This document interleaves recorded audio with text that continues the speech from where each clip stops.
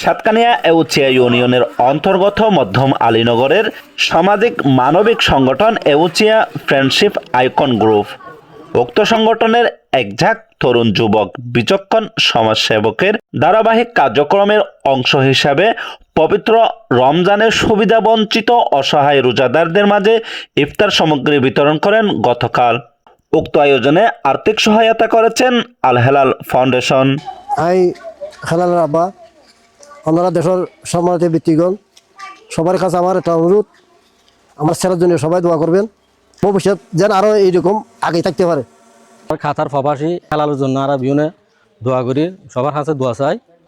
আর প্রথমবার হিসেবে আয়োজন মানে 200-250 মতর, ভবিষ্যৎ আলাই দিলে সামর বছর মানে আরো বড় করে দিব রাখা আছে।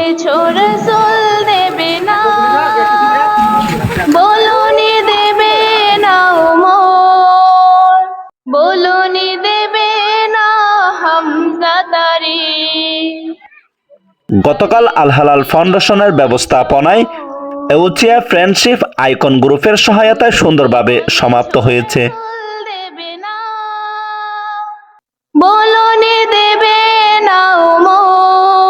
সবাই হেলালকে দোয়া করবেন, ইনশাল্লাহ আগামী বছর যেন আরো বেশি বেশি করে আমাদের মাঝে ত্রাণ বিতরণ করতে পারে।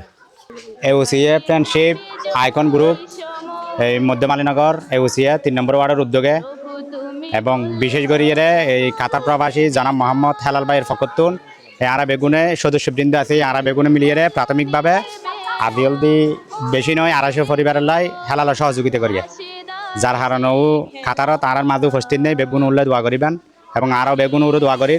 উল দি আদিয়ে নয়, আদি ক্যামেরার সামনে দি বলি হনহতা নয়, উল দি মানে আগো আর যতবার হন সাহায্য সহযোগিতার লাই মেয়ের বিয়োগ বা মসজিদের হাস বা হনকান এলাকার উন্নয়ন হাজার উড়ে যতবার কল করি ততবার সাড়া পাই। গতকাল জুমার নামাজের পরে কুলালপাড়া শাহী জামে মসজিদের মাঠ প্রাঙ্গণে এলাকার 2 শতাধিক অসহায় পরিবারের মাঝে এই হাদিয়াটুকু পৌঁছে দেন উক্ত মানবিক সংগঠনের সক্রিয় সদস্যবৃন্দ।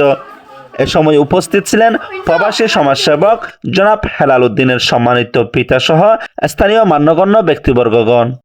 এ সময় উক্ত মসজিদের সম্মানিত খতিব এবং এলাকাবাসী এই সুন্দর আয়োজনকে স্বাগত জানিয়েছেন এবং এউচিয়া ফ্রেন্ডশিপ আইকন গ্রুপের সকল সদস্যদের জন্য দোয়া করেছেন। SM. Saiful Islam, news Chittagong TV.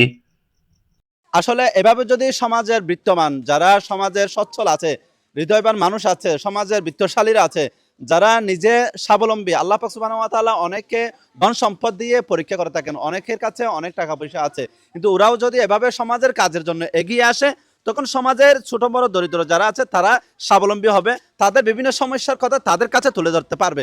এজন্য এই সমাজের যারা কর্ণধার আছেন, সমাজের যারা দায়িত্বশীল আছে তাদের এগিয়ে আসা প্রয়োজন। সমাজের অবহেলিত মানুষ যারা আছে, দরিদ্র মানুষ যারা আছে, যাদের আর্থিক অবস্থা একটু নিম্ন আছে, তারা যাতে সুন্দরভাবে এই পবিত্র রমজানে ভালোভাবে একটু ইফতার করতে পারে, রোজা রাখতে পারে, ঈদ কাটাতে পারে, তাদের ঈদ যেন আনন্দ হয়, তাদের ছেলে মেয়েদের ঈদ যেন দ্বিগুণ আনন্দে ফিরে আসে, এভাবে অনেকে উদ্যোগ গ্রহণ করে।